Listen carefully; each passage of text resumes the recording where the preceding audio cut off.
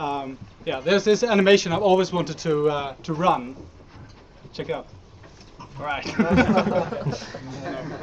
We're not going to be named 50 buttons each anymore. We're going to be called Shortcut Labs. How many of you know, like, basically what we're doing? Okay, but okay, less than half. That's cool. I'm going to talk slightly about what we do, and then I was asked to kind of how do you do a startup nowadays in like Stockholm? So I'm going to talk a little bit. I'm not, you know, a tenth of as experienced as Jens is, but I can tell you like how did we start and what happened to us. So this idea started with snus. You all know that product, I suppose. I was trying to quit, and I made this application that had one big green button in the middle of the screen, and just said I just wanted to tap it so that later I could get out the data. If I tapped it every time I took a snooze, then I could see how my usage kind of declined, right? Very simple. So for a very simple application like this, for this very simple kind of action, what do I need to do with the phone? I have to find it. I have to pull it up from some pocket or a purse or whatever. I have to unlock the phone with a 6-digit PIN code or with a fingerprint or whatever. I need to find the application I'm looking for. Personally, I've got hundreds of apps. I have to find the right function within the app, and then I have to activate whatever I want to do, lock it, put it away again. And this all requires not only at least one hand, but also my full attention. But everything we actually wanted to do was to activate one function. All the other things that we have to do this are just not necessary. Our other revelation is our name to the product. It's going to be Shortic. So Shortic by Shortcut Labs. Isn't that beautiful? We're doing a push button. It looks like this. So it's not very big. It's pretty much like a thumb. It runs on Bluetooth Low Energy. How many in here are like familiar with this term, Bluetooth Low Energy? Okay, good. That's what I thought, most people. Inside it, there's a red, green, and yellow light. There's a standard watch battery, and it will run for like 1 to 2 years, depending on use case. And it's weatherproof, like you can't swim with it, but it's going to be fine outside. So this prototype I'm holding, I have two. We have 50 in total, and they just came out of production of our first prototype run. These 50. We're actually not finished with the firmware yet, so I can't demo this one. I can demo the old prototype, but you know it's 2 days away. It's really frustrating, but it's good. So the way it works, it communicates with the cell phone, and then it makes the cell phone do something.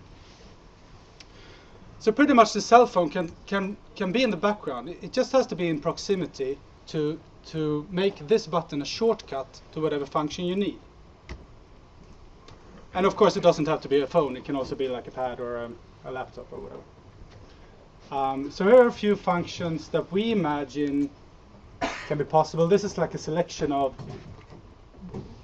what could you use a shortcut button for. I'm not going to go through all of them. I'm going to go through a few of them. So this is like an obvious use case.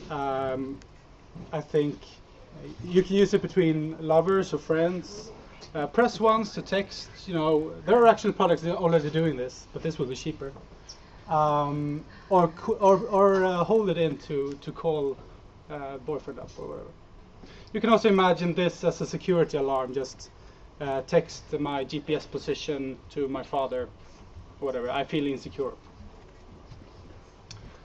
Yeah, this is pretty good too. You can stick it on your training gear or your bicycle and start and stop run keeper. I mean, I'm sure all of you have been running sometimes, and if you're on a tight, like if you wanna have a good time, it's really frustrating to kind of pull up the phone when you're finished running and try to, turn off run keeper. So I think this would be a pretty good function. A lot of you probably interested in cars, since a lot of you probably came for Jens, but do you know Motormännen? We've spoken to them, and they say that they can really back this product up, because the biggest security problem today, well, maybe not the biggest, but a very big security problems today is that people are tapping with their phones, which just recently became illegal as well. So these are a few functions. Just call the closest ones, start Waze and navigate home. It can also be a button for, just remember where I parked my car, or whatever, which is apparently, I heard today, a big problem in the States. I don't know. Here I put on some prototype buttons on my wall just above my stereo, having shortcuts to different playlists. So that would run on my stereo. So as I said, I was just going to tell you a short story about how we kind of entered the startup scene from just having an idea. So I had this idea a couple of years ago, and then I went to. Is this interesting? Like the story? Okay. Yes. Yeah. Okay. Do you know this place? Anyone recognize this? Okay, these guys kind of advertise in the subway and everything. They say, if you have a business idea, come to us. So I did. And the truth is that, I don't know if, has anyone in here been there? Yeah, okay, good. So the first time I hope no one is here from there, but the first time you come there, it feels like an AA meeting, pretty much. But they have some really, really talented innovation,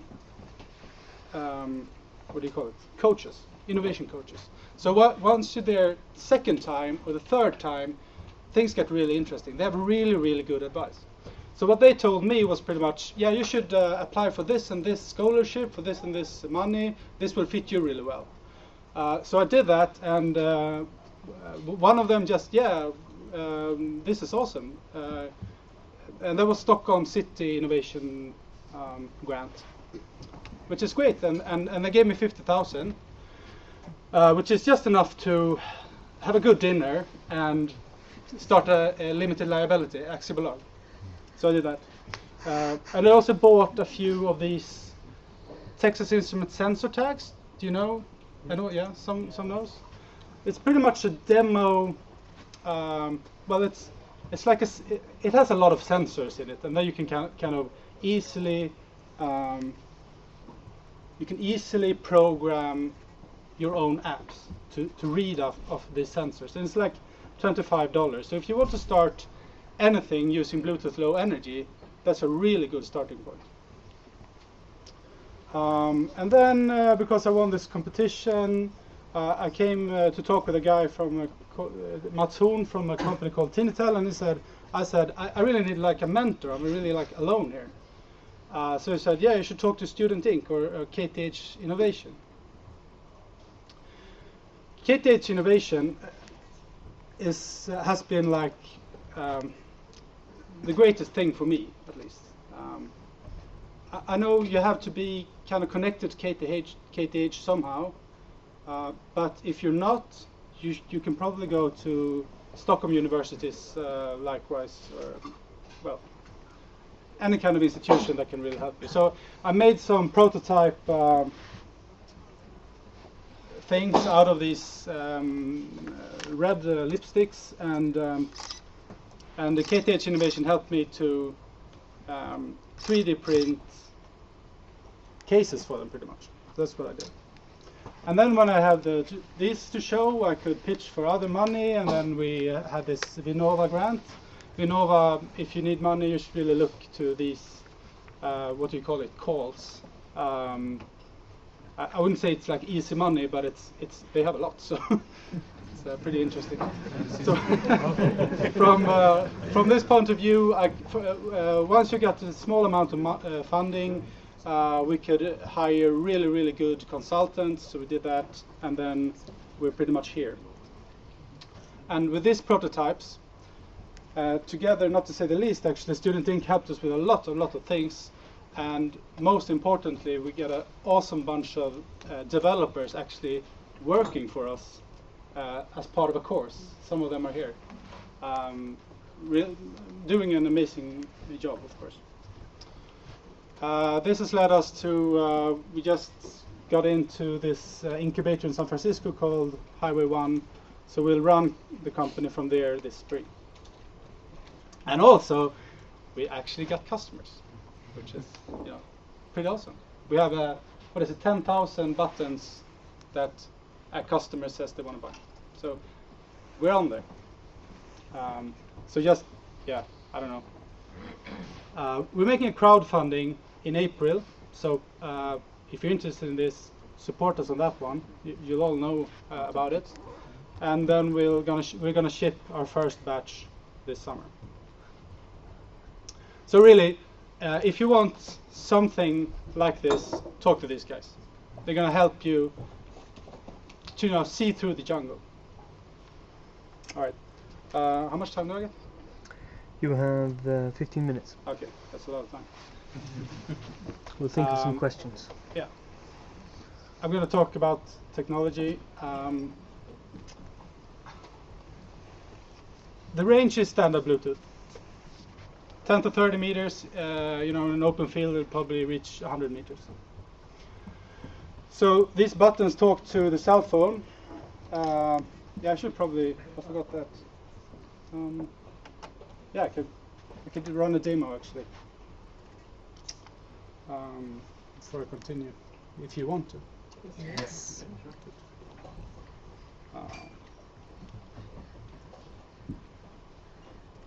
This works? Yeah, okay. You can all see my code. It's not very difficult. So now I have two different buttons here. So this one I set on. If I push this one, the button will sound really loud so that I can find it. And this is like the most basic function, but everyone I tell this is like, yeah, I could use that, and especially visually impaired people that we talk to Synskadades Riksförbund. And they was like, yeah, we always have two phones because you have to call your phone somehow if you lose it. So they could really use this function. What is it this to? Oh, this didn't work. That's great. Sorry. So I can actually show this amazing. Sorry.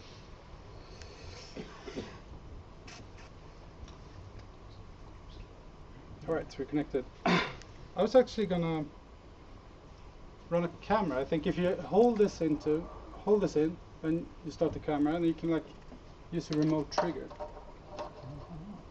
Which is, it's pretty neat. Okay.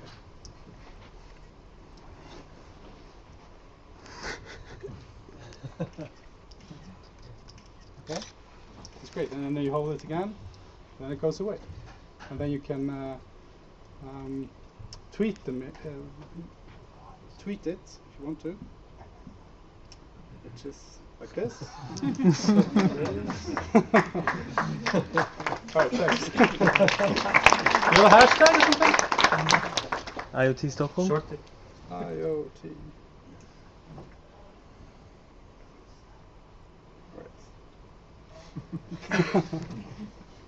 That's great. So that's a short demo.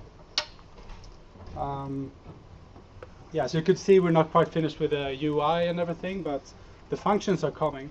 And I'm going to talk you through. I'm coming to that. Anyway, we're not really talking to the phone since Apple hasn't had a good taste to kind of implement our buttons natively yet. So we're talking to an application, and we're making one application called the Shortic app. That was me, sorry. And we have all this kind of function in it. And of course the button talks to our open API. So if anyone wants to develop functions using our button, we have this open API. I'll show you more about that. And the API of course talks to, we're making support for Apple and Android. You can have multiple buttons. We haven't reached the limit where you can't have more buttons yet, so we don't know. But it's pretty much you can have hundreds of them. Of course, you can easily implement our support in your own app if you have an app, and you can also run. I actually did that now. I ran 2 different functions on 2 different apps, so you don't have to have one app. You can have multiple apps talking to multiple different buttons at the same time. Yeah, this might be interesting for some of you. Some of you pretty much know this a lot better than me, but so basically, if you want to develop for Bluetooth Low Energy, you have these 2 main systems, of course, from Apple and Android. The API from Apple is called Core Bluetooth, and for Android is called BlueDroid. BlueDroid it works with some products, while Apple works with all products. BlueDroid is not really functioning until KitKat, and no phone actually has KitKat. But we did buy one phone that has KitKat, and on that, this API is buggy, badly documented, and not written by Google at all. It's written by Broadcom, and it doesn't work, pretty much. While Apple does it excellently. But then we have a big problem when we want to do all these things in the background, right? We don't want the user to have to pull up the phone, and Apple limits that very much. While Google, Android it's all open, so you can do pretty much anything. Yeah, sorry. Some of our functions just showcasing like what's possible on Android, what's possible on iOS if the app is on the foreground, which is kind of useless, and what works on iOS when the app is in the background. So most things works, like posting, getting from servers works, and that solves most problems. Notify is a function that's pretty cool. You can have the button like blink yellow when you get a notification, and then you push the button to open that application and see the notification pretty much. And then maybe you can project that through your TV or something. That won't work perfectly on iOS because you can't launch an app from the background and yada yada. What you also can't do with Apple, unfortunately, is like call and answer and decline calls from the background. But you can still have a shortcut to call someone up, but then you just have to tap the screen to call it up. But then it can't be in the pocket. So. Quick question. Would it be enough to press the button on the headset? Yeah, probably. Not sure. Okay. Yeah, just a quick, about our API.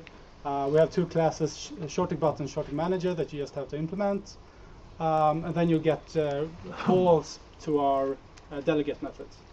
And our delegate methods is pretty straightforward. Just someone clicked the button, then you can implement your own functions. Someone held the button, implements other stuff. So it's really straightforward. Yeah, this is like how it will work. When you first get it from like the package, it will be in initialization state, and then any phone can listen to this particular button, but only if you have this kind of UI open. So you push it, and then in the phone it will appear. Can I connect it to 2 phones? Yes.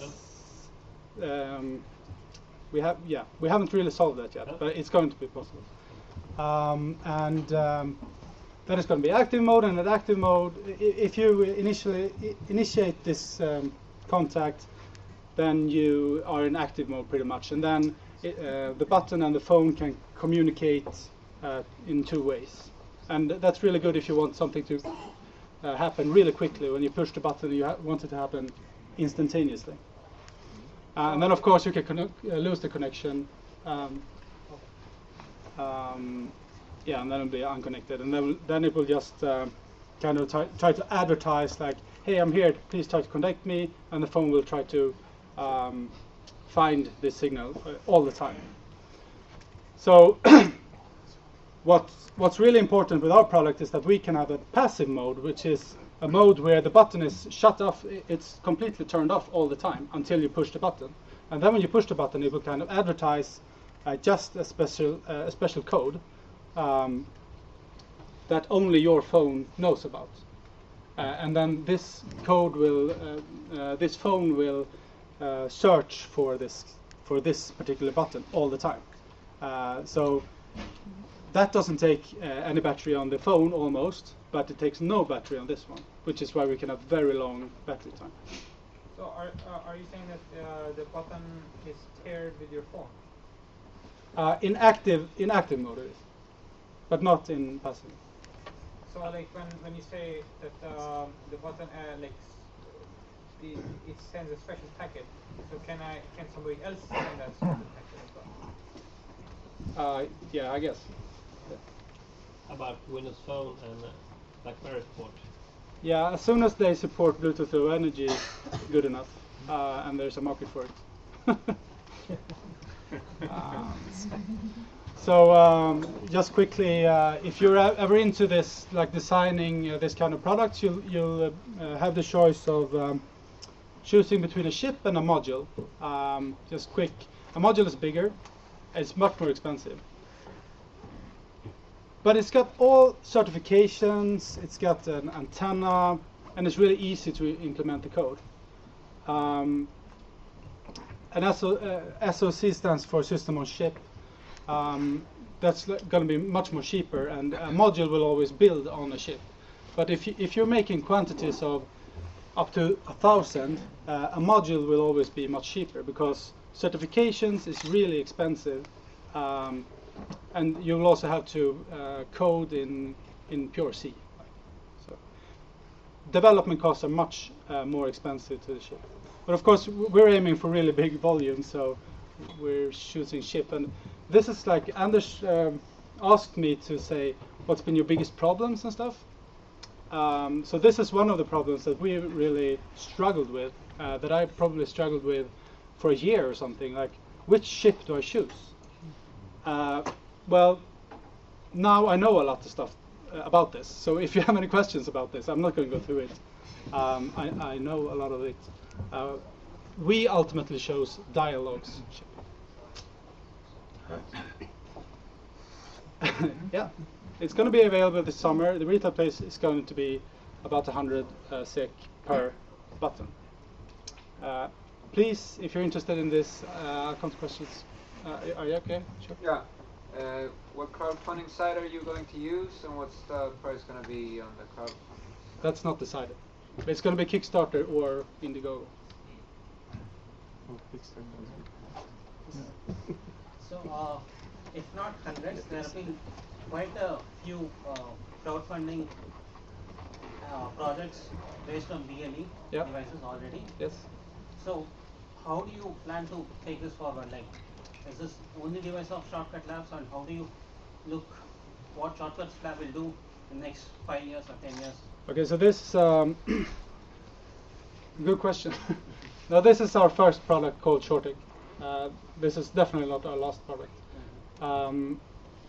So the question is, how are we going to proceed? A lot of the projects you see on Kickstarter or Indiegogo, they are seemingly one-product companies that says we can make money on this campaign, pretty much. We don't think that our greatest income is going to come from Kickstarter or Indiegogo. That's like a pretty small dent in our economical curve. But we're selling to large retail chains. You can also OEM this product. Do you know what I mean when I say that? Like you can put a special logo on it, and then it'll just work for that company and stuff like that. So we have a long plan. Have you considered like making this into a bit more? I mean, this is like a traditional button, but a bit more wearable in the sense that it does not look like a button, but only to the person, the only person who's wearing it knows that it's a button. Have you considered that? Because then it would be a bit more obscure, but you know. Yeah. That's also a very good use case. Well, business case probably. But our first product is shorting. So. Why do you want to go with the crowdfunding track? I mean, why not the VC? No, if you go with a VC, you'll never have that kind of spread, and you'll never have that that a lot of people like having their eyes open for the. Sorry, my English is failing. Having their eyes open for the product, so it's a marketing strategy more than an economical strategy. So how much do you believe that you can raise that way? $150,000 is going to be our aim, but our target is going to be lower. Sorry. So what? How do you think your product can compete against applications like Siri and even new innovations like Google Glass? That's a very good question. How can we compete against Siri? Well, me for one, or Google Glass. Me for one don't want to go around town and say, "Hey Google, take a picture," or that kind of thing. So voice command is something completely different. We're looking to an option where we can use this to initiate voice command. This is really simple. If you have this one single application that you want to activate, this is a much better solution than saying, "Siri, can you please turn on, Runkeeper for running?" You know? And then you look really silly on town too if you do that. I think we can compete really good. It's a complete different product. Yeah. Have you ever compared with the NFC? Like for me, like for the NFC stickers, if I have the NFC phone, I just the stick there and just launch the application. Yeah. So the question is, can you use this instead of NFC? And the answer is yes in most cases. With Bluetooth Low Energy, you can monitor how close do you have to be to activate this function. So yes, you can do it. How big is your team now, and how do you plan to develop your support organization? Because usually for hardware startups, support is the thing that hits them last, which they don't expect. Yeah, we are aware of that. We are 3 people right now on full time, and then we have 7 developers, who we try to acquire. But yeah, we are aware of that. I guess. Yeah, we don't have a plan. 100 crowns feels quite a lot. I would have wanted to be a bit cheaper so I can have 5. But instead buy one and maybe buy some more later. Are you really going to get your volumes? And Have you read the last line there? No, it's just a gift. But no, seriously, the retail price is as low as we can go using this technology. So, any more questions? Yes. It's weirdly specific, but can you stand on it? As with, like, how durable is it? I know. Do you want to try? No, I just saw it right away. But well, it's not designed for standing on, but it's an interesting. Can a car drive over it? Can a car drive over it? No, probably not. Have you done any actual real-world tests on the battery life, or how many clicks that can it sustain? Sorry? Any real-world tests on the buttons, like how many clicks can you trigger before the battery run out? Oh, What is the question? no, so the question is, how many clicks can you do before the battery runs out? No, we haven't done it, just because we still don't have the firmware ready. We're just a couple of weeks, a couple of days away from that. So It's a coin cell battery, so you can replace it, right? yeah. Okay. understand is if you buy a button for 100 crowns, then you can use that and download any app you want for $150. So you buy the hardware, then you download the software like an app. The software is free, of course. Oh, what was $150 before? $150, $10, what was that? Shipment. Oh, shipment with hardware. Oh no, that was okay. Sorry. This is like a comparison. This is like a general comparison. What does a chip cost to buy? What's a module cost to buy? And then that's before implementing it. Well, for you. This is just like, this has nothing with our product to do. So this is a bad picture. It shouldn't be our button up there. You buy the hardware, you download a free app. Can you then change the app for something else? If you start with the stereo, you can change it for something for your car. You have to buy a new button. No, you can. No, you can reprogram it anytime you want. And you can also like clear the data so that you can just use the button in any other phone or any other application. One button is for one app. If you want 2 apps, you need 2 buttons. Depends on how you're using it. That depends. Will you be able to connect to the nearest phone or just the one who responds first? In which case? If you can you use it like I press the button and the nearest phone responds, the nearest connected phone? Oh, yeah, that's a really good use case. But yes, if both phones have the same application running in the background. Yeah. But you still have to have an application running in the background. Yeah, but you could use it like if you have it like a unlock for a door. You can press it, and if a phone with the right, unlocking app has it, the door will open. Yeah. For example. Yeah. Right. Thank you. I think maybe. Yeah. Should we do one more question and then we can move on to the next step? The reliability of the button, because I've been thinking if you have any use cases or business cases with medical services, for instance.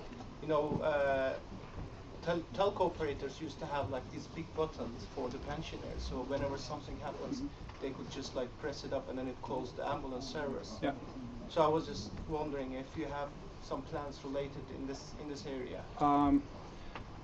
I would say today that the reliability is at that quality if you're using Apple's product, but not for Android. But you said that with Apple products you cannot make a call. Yeah, that's another thing. Yeah, but you can still send text messages.